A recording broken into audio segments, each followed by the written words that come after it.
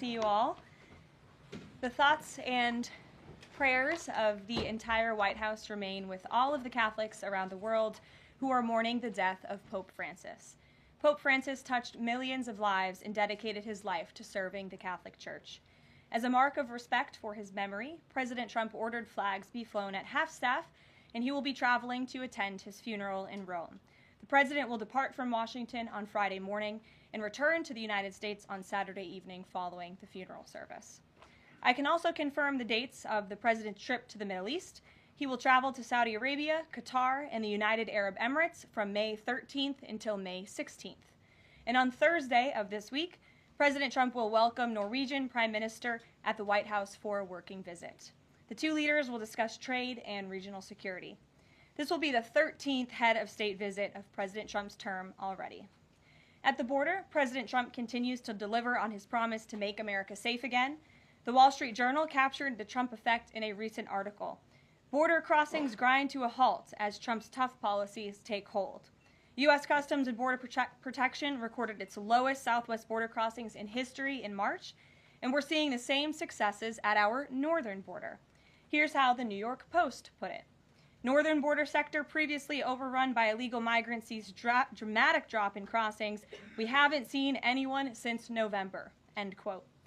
According to U.S. Customs and Border Protection, just 54 illegal aliens were apprehended in the Swanton sector of our northern border, which stretches more than 300 miles in March. This is a drastic 95% drop from the more than 1,000 border crossings that were caught in March 2024. This is a main hotspot area that recorded more than 80% of all apprehensions along the northern border during the 2024 fiscal year. And new reporting from the Washington Times fully highlights the difference in Joe Biden's disgraceful approach to the border compared to President Trump's. Under Trump, border catch and release has dropped 99.99% from worst Biden month. You can't get much better than that. This statistic in particular is astounding. Border Patrol agents caught and immediately released 189,604 illegal aliens into the United States in December 2023 at the height of the Biden border crisis. But under President Trump, Border Patrol agents caught and released only 20 illegal aliens into the U.S. in the month of February. Thanks to President Trump, operational control of the border is becoming a reality, and the administration's historic enforcement measures are yielding huge results. Illegal aliens are finally getting the blunt message. If you cross the border illegally, you will be swiftly deported and never return to the United States of America. Efforts to arrest the criminal illegal alien invaders are continuing to ramp up. ICE Chicago arrested a Mexican national convicted of predatory sexual assault of a child in Cook County, Illinois. This week, ICE Denver arrested a Mexican national convicted of sexual assault of a child in Houston County, Texas. ICE Miami arrested a Nicaraguan convicted of aggravated battery in Hillsborough County, Florida. ICE Houston arrested a Salvadorian national convicted of attempted sexual assault of a child in Escape in Dallas County, Texas. And ICE Chicago arrested a Mexican national convicted of aggravated sexual abuse of a minor in Illinois. Despite the Democrats' insane objections, President Trump will continue to embolden law enforcement officers to arrest dangerous legal alien criminals and keep our communities safe. And also thanks to President Trump's America First economic approach, investments continue to pour into our country. Swiss pharmaceuticals company announced they will be investing $50 billion in the United States over the next 5 years, creating 12,000 new quality jobs. Regeneron Pharmaceuticals also agreed to pay Fujifilm Technologies more than $3 billion over the next decade to help manufacture its medicines in the United States. It's a top priority for President Trump to ensure we are producing critical medicines and pharmaceutical drugs right here in America, and that is exactly what we continue to see happen every day. In other news, the Trump administration has announced we will put an end to Joe Biden's illegal student loan bailout attempts. No student loan has been referred to collection since March of 2020. That comes to an end. On May 5th, the Department of Education will resume involuntary collections for borrowers with defaulted federal student loans. The student loan portfolio controlled by the federal government is nearly $1.6 trillion, but fewer than 4 out of 10 borrowers are in repayment. This is unsustainable, unfair, and a huge liability for American taxpayers. Debt cannot be wiped away. It just ends up getting transferred to others. So why should Americans who didn't go to college or went to college and responsibly paid back their loans pay for the student loans of other Americans? The Trump administration will never force taxpayers to pay student loan debts that don't belong to them. Student loan borrowers need clarity, and we're finally giving it to them.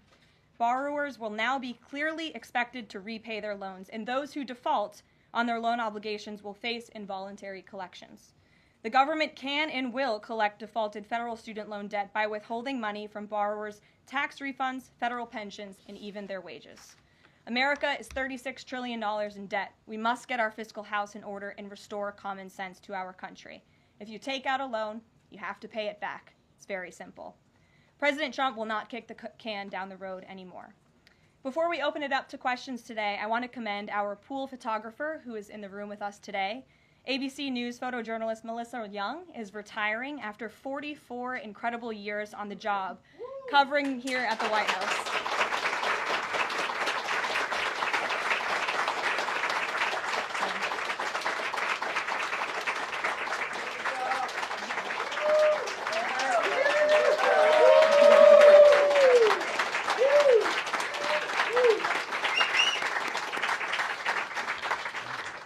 Melissa, congratulations. You have the largest round of applause I've ever heard in this room. So there's something we can all agree on, and you've had an incredible career here covering the White House. So congratulations to you, and we hope you enjoy retirement. I'm sure you will. And everybody else in the room will be very jealous of you as you're enjoying your rest. All right, let's get to it. We have an individual in our new media seat today. His name is Tim Pool. He's a political commentator and a media entrepreneur with millions of followers, a very big platform. Currently hosts Timcast IRL, a daily news and discussions show, and The Culture War, a weekly podcast exploring cultural and political issues. His programs feature in-depth conversations on topics such as free speech, censorship, identity politics, and societal change, often engaging with a diverse range of guests. He's in Washington today because we are also hosting a local media row across the street in the Eisenhower building, which is a testament to our commitment to bring new voices into the White House to cover the president and this administration. So, Tim, why don't you kick us off today? Yes. Many of the news organizations that are represented in this room have marched in lockstep on false narratives, such as the Very Fine People hoax, the Covington smear, and now what's being called the Maryland Man hoax, where an MS-13 gang member adjudicated by two different judges, I believe, is just simply being referred to as a Maryland Man over and over again. Now, in an effort from the White House to expand access to new companies, you've created this new media seat. So I'm wondering if you can comment on, following this expansion, you've had numerous outlets disparage the companies that you've had sit here, as well as the reporters. I'm wondering if you could comment on that unprofessional behavior, as well as elaborate if there's any plans to expand access to new companies. Sure. Well, we certainly welcome diverse viewpoints in this room, which is one of the reasons we have you in here, and there's many new faces in this room in comparison to the previous administrations. We want to welcome all viewpoints into this room. We welcome unbiased journalists who really care about the truth and the facts and the accuracy, and you rightfully pointed out the Maryland Man story, which I, from this podium, when The Atlantic published it, on that very first day, I came to this podium and said, this is wrong. The press in this room have this story wrong, and we have seen more and more evidence come to the table that we have had all along. We were always right. The president was always on the right side of this issue to deport this illegal criminal from our community. And it is despicable to see the media continue to refer to this individual as someone who is just a peaceful man living his life in Maryland. This was and always has been an illegal criminal, an MS-13 gang member, and a designated foreign terrorist. And the administration maintains our position to deport these individuals from our community. So thank you for being here, Tim. It's great to see you. Thank you. Dasha, why don't you kick us off? Thank you, Karoline. You're welcome. I really appreciate it. I have two questions, one on the Pentagon and another on the economy. You said on Fox News that the entire Pentagon is working against Secretary Hegseth, but the people who were fired were Hegseth's own guys. So how do you square that, and what do you say to concerns that that's bad management? They were Pentagon employees who leaked against their boss to news agencies in this room, and it's been clear since day one from this administration that we are not going to tolerate individuals who leak to the mainstream media, particularly when it comes to sensitive information. And the Secretary of Defense is doing a tremendous job, and he is bringing monumental change to the Pentagon. And there's a lot of people in this city who reject monumental change, and I think, frankly, that's why we've seen a smear campaign against the Secretary of Defense since the moment that President Trump announced his nomination before the United States Senate.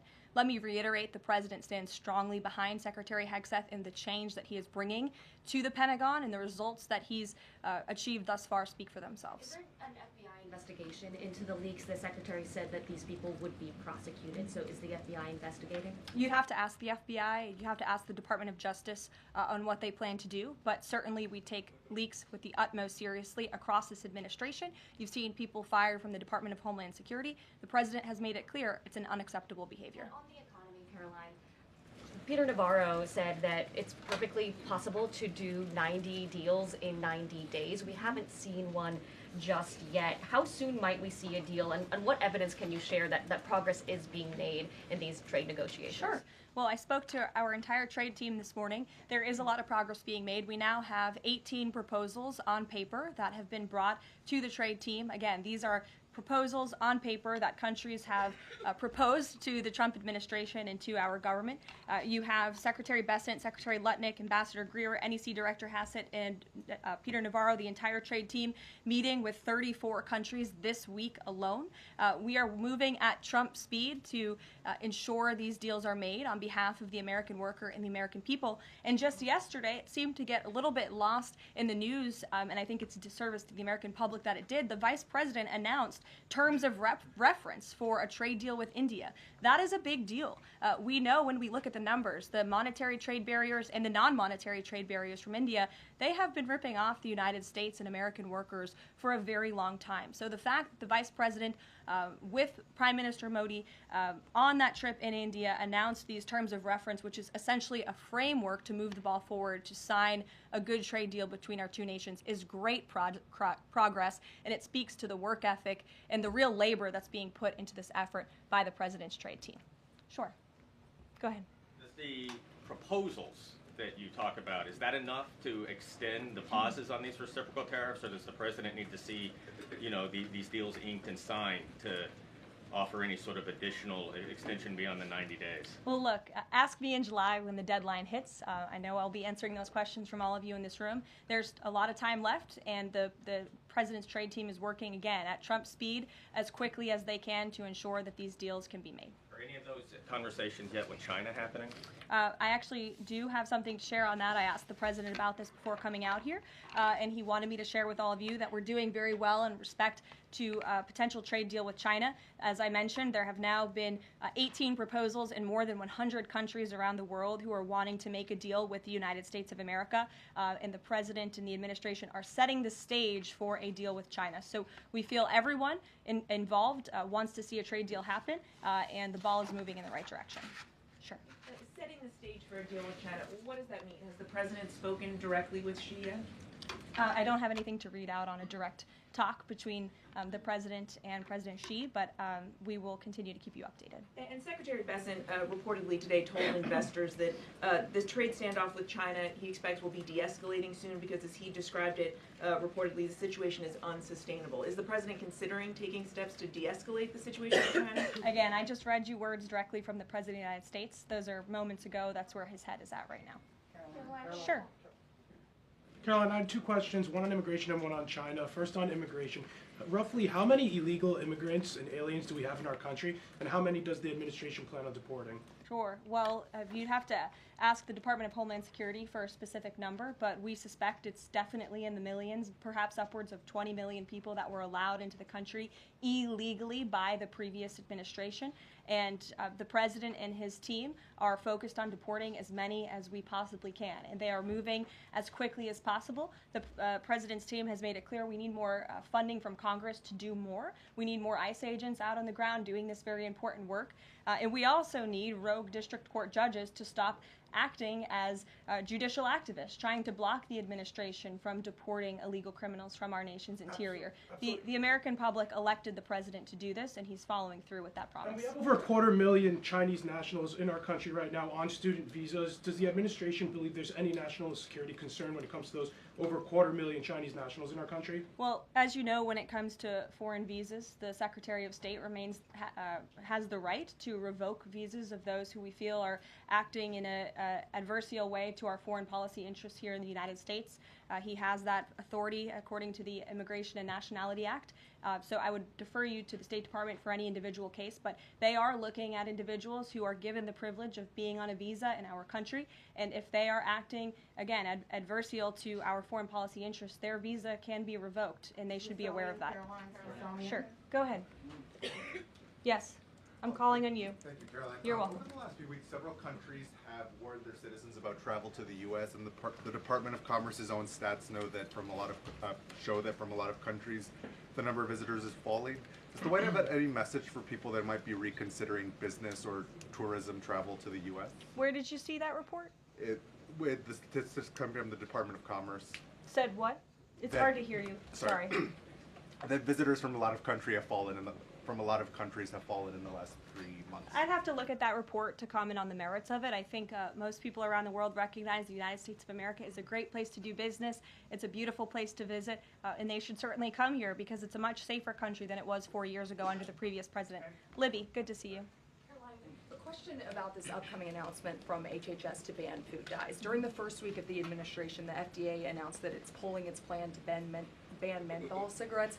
So 2 questions for you. How do you square a ban on menthol cigarettes being pulled and then announcing this ban on food dyes? And then how does the president feel about this upcoming ban that RFK is going to announce? Sure. Well, look, the Secretary of Health and Human Services, the president nominated him because he trusts him to make this country healthy again. It's not just a slogan. It really is a movement that has broken ground across the country. There's millions of people who believe in RFK Jr., Secretary Kennedy, and what he's doing. I don't want to get ahead of HHS with this historic announcement later and the details of it, but obviously the Secretary feels that he has reason and evidence to announce the ban on artificial dyes later, and I'll let him speak to that this afternoon. Phil. The president started the process of reclassifying more than 50,000 federal employees as Schedule F. We've already seen him march through a number of government agencies. I'm curious, should we expect mass firings, or is this a case-by-case approach, a scalpel or a sledgehammer? Well, look, as you saw on Friday, the president put out a statement about it. The Office of Personnel Management reclassified workers. They're now called Schedule Policy/Career. And all the president is trying to do is ensure that federal workers are being held accountable for corrupt behavior. If they are engaging in corruption as a government worker, they should no longer have their job. I think that's pretty common sense. He also believes that bureaucrats should be acting in accordance to the will of the American public, who duly elected this president. Not just this president, but all future presidents. If you work for the government, you should be adhering to the will of the American public and advancing the administration's goals and interests. And if you are not doing that, then you should go find another job whose interests you align with. So as for specific firings, I would defer you to the specific agencies, but the president in this move and Office of Personnel Management, it will make it easier to get rid of rogue bureaucrats who are engaging in corruption. And then another quick question about Sure. Google, real quick. A federal court ruled last Thursday that Google's dominance of online advertising and ad tech markets violated U.S. antitrust laws. I know the president has spoken to a number of folks in big tech, and Google's CEO was even at his inauguration. I'm curious, what is the president's reaction to that court ruling? I'll have to ask him, and I'll get back to you, Phil. Thank you, Caroline. You're welcome. John. Thanks a lot, Caroline. Some economic questions for you. Kevin Hassett has been a key economic advisor to the president in both of his terms. In 2022... And he still is. And he still is. He was just in my office. Absolutely. In 2022, he said that the independence of the Fed is super important. That's a direct quote. Is that something that the president subscribes to? Does he still believe in the independence of the Federal Reserve? Well, look, I think the president has made his position on the Fed and on Powell quite clear. The president believes that they have been making moves and taking action in the name of politics rather in the name of what's right for the American economy. The president has the right to express his displeasure with the Fed, and he has the right to say he believes interest rates should be lower. He believes Americans should be able to borrow money cheaper than they currently are right now. And I also spoke to Kevin Hassett about the Fed as well, and he has called into question the Fed's independence and whether they are actually doing things, again, out of the best interest of the economy, or are they doing it for partisan reasons. The president wants to see interest rates lower. He has made that quite clear. We've also seen, if I may, Thank I'm you. sorry, one more, Caroline, just about, I said 2 economic questions. About the dollar, we've seen the dollar at multi-year lows versus the euro and other currencies around the world. Is it the administration's policy for a strong dollar? How does it view the dollar versus other currencies around the world? The president wants to see the dollar remain as the world's reserve currency for our long-term fiscal stability and our economic growth. He's been quite clear about that. Sure. 2 questions. And then to the woman behind you, who I haven't seen before, welcome. Go ahead, Mary. Earth Day and then the Supreme Court, if that's okay. That's right. It's Earth Day. Yes. Happy Earth Day, everyone. I saw the president truthing about the garbage pileup from China in the Pacific, and then I believe Lee Zeldin is headed to San Diego to investigate the pile of sewage from Mexico. Can you speak to what the White House has planned for Earth Day and anything in that arena? Sure. I do have points from the EPA. Administrator Zeldin's doing a fantastic job, and they are always sharing their accomplishments with the White House, which we very much appreciate. He will be traveling, I believe he's in California today, for sewage situation. Here you go. Administrator Zeldin met with his Mexican counterpart to discuss steps Mexico needs to take to ensure the water entering the United States is clean and safe. And he's holding a press conference in San Diego today with elected officials and local stakeholders on the Tijuana River sewage crisis. I would also add from the president himself, he has always maintained he wants America to have the cleanest air and the cleanest water. And we want to do what's right for our environment and for our earth. And a lot of that is making sure that we have clean and sustainable energy, and we know that we produce natural gas cleaner and more efficiently than any country in this world, and the president wants to see that continue. Thank you. And then on the Supreme Court, I know the court is hearing a case dealing with parents who don't want their kids having to read gender ideology books in schools. Can you comment on that case and what the Trump administration hopes to see come from that? Sure. We hope the Supreme Court will do the right thing, and the president has been very clear. He stands on the side of parental rights, and he believes strongly that parents should have a greater say in their children's education and the content, if you will, that children are being exposed to in our public school system. Sure. Go ahead. Caroline, thank you. Hi. I'm Karoline Leavitt with World News Group. The administration ended some temporary protections for Afghans, including several hundred Christians who have been punished by the Taliban. Is the president considering any exceptions for Afghans who could face death or torture if they return to their home country? So let's just be clear about one thing. We didn't end that proactively. It expired, and it's because the previous administration illegally paroled millions of people, or hundreds of thousands of people, into the country, and then gave them temporary protective status, which again is a temporary status. It's not a permanent status in this country. And if there are individuals here who came in through the Biden administration who want to claim asylum, there is a legal process to do that, and those cases will be adjudicated by a judge on a case-by-case basis. We have a legal immigration process in this country for a reason, and all this administration is trying to do is effectuate that. Reagan. Thank you, Caroline. I have 2 questions for you Sure. on immigration. March deportation numbers were down slightly from the same time period last year. SCOTUS recently ordered a pause on deporting Trinidad Tobago members with the Alien Enemies Act. I'm curious what other tools the administration is looking at to boost those deportation numbers. Sure. Well, we are obviously complying with the court's order. However, it was a temporary pause. The Supreme Court basically said, sit tight, and they will follow up with an order, and we're confident that the Supreme Court will rule on the side of law and recognize the president absolutely has the executive authority to deport foreign terrorists from our nation's interior under the Alien Enemies Act.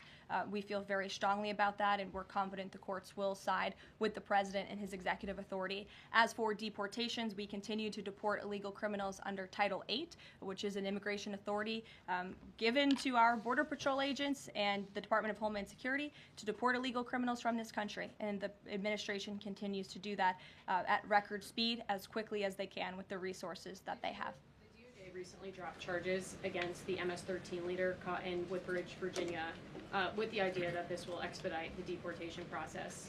Does the administration plan to drop charges against other criminal illegals to speed along the deportation process? You'd have to ask the Department of Justice. Obviously, that's within their purview, and I can't speak for them. However, it is our goal to deport as many illegal criminals and aliens from our country as we possibly can, as quickly as we can. Jackie. Thank you, Caroline.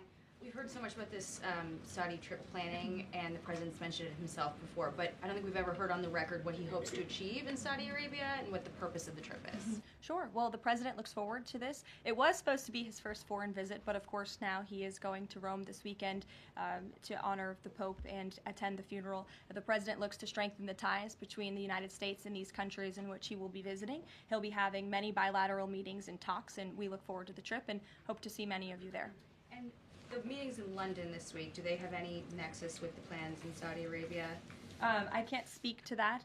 However, I do have an update on meetings when it comes to the Russia-Ukraine war. I was just in the Oval Office with the President, Steve Witkoff, and they wanted everybody to know that the negotiations continue.